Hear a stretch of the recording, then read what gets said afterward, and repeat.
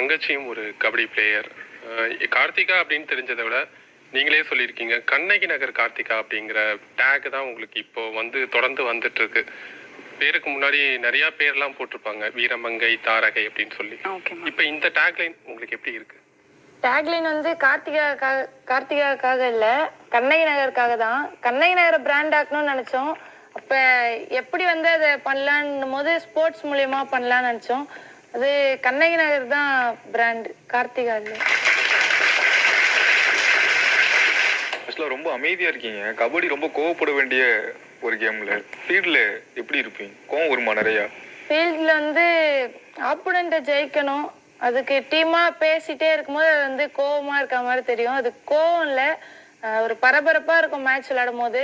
அந்த டைம்ல எல்லார்கிட்டே பேசிட்டு இருக்கிறது அது கோவமா தெரியுது. நீங்க கண்ணகி நகர்ல கபடி டீம் ஸ்டார்ட் பண்றப்போ உங்க மெயின்